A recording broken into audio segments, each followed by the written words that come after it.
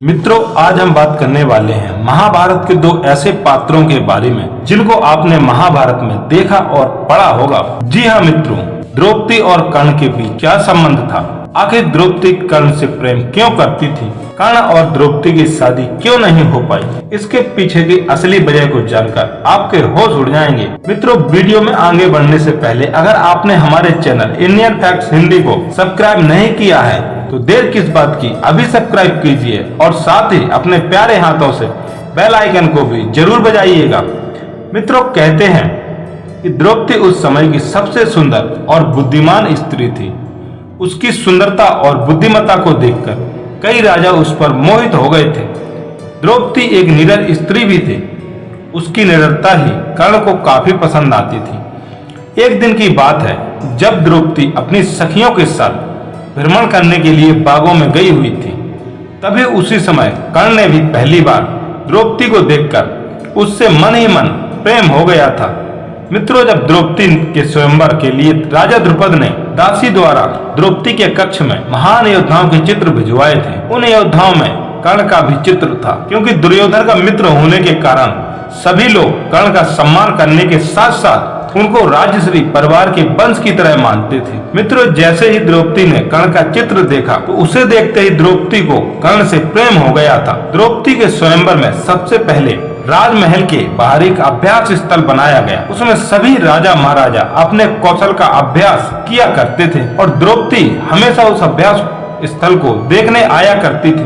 तभी उस अभ्यास स्थल में दुर्योधन के साथ कर्ण भी आए हुए थे, लेकिन कर्ण उस अभ्यास स्थल में अभ्यास नहीं कर रहे थे, जबकि दुर्योधन अभ्यास कर रहे थे और कर्ण वहीं खड़े रहते थे। द्रौपदी इस दृश्य को काफी देर से देख रही थी। सभी लोग अभ्यास कर रहे हैं और ये जो व्यक्ति है वो अभ्यास नहीं कर रहा है, चुपचाप खड़ा देख रहा है।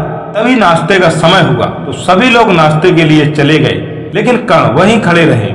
कर्ण को खड़ा देख द्रौपदी उनके पास पहुंची और कर्ण से पूछती है, सभी लोग अभ्यास कर रहे हैं लेकिन आप केवल चुपचाप खड़े हैं, आखिर बात क्या है? आपको अभ्यास नहीं करना? तभी कर्ण ने बताया कि वो इस प्रतियोगिता में भाग लेने नहीं आया है, वो सिर्फ अपने मित्र के साथ इस स्वयंवर में आए हैं और वो एक सूत पुत्र है। ये सुनकर द्रौपदी ने कर्ण से कहा कि इंसान की पहचान उसकी जाति धर्म से नहीं बल्कि उसके कर्मों से होती है। ये बात सुनकर द्रौपदी का प्रेम कर्ण के प्रति और ज्यादा बढ़ गया और द्रौपदी पहले से ही कर्ण का चित्र देखने के बाद कर्ण से मन ही मन और ज्यादा प्यार करने लगी थी। मित्रों, यहीं से शुरू हुई थी कर्ण और द्रौपदी की प्रेम कहानी। मित्रों, आप जानते हैं कि दोनों एक दूसरे से प्रेम करते थे और कर्ण में वो कौशल भी था कि वो उस प्रतियोगिता को पास कर सकता था, लेकिन फिर भी इन दोनों का विवाह क्यों नहीं हो पाया?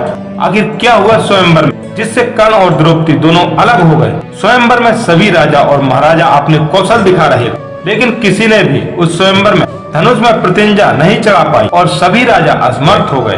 तभी राजा द्रुपद ने भरी सभा को ललकारते हुए कहा कि क्या इस सभा में कोई ऐसा वीर नहीं है जो इस धनुष में प्रतिंजा चढ़ाकर इस प्रतियोगिता को जीत सके? धिक्कार है आपके गुरु पर। यह सुनकर कर्ण खड़े हो गए और इस प्रतियोगिता में भाग लेने के लिए आगे बढ़े और जैसे ही धनुष उठाया तो इस कौशल को देखकर द्रौपदी काफी ज्यादा खुश थी।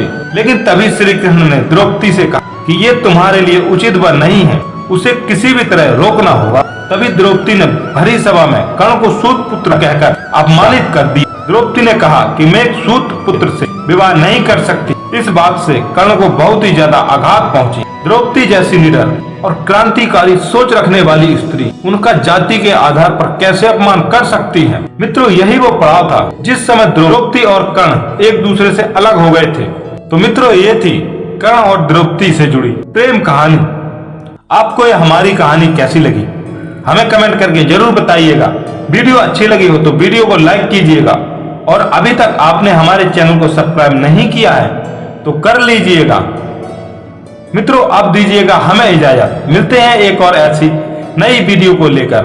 तब तक के लिए आप अपना और अपनों का ख्याल रखिएगा।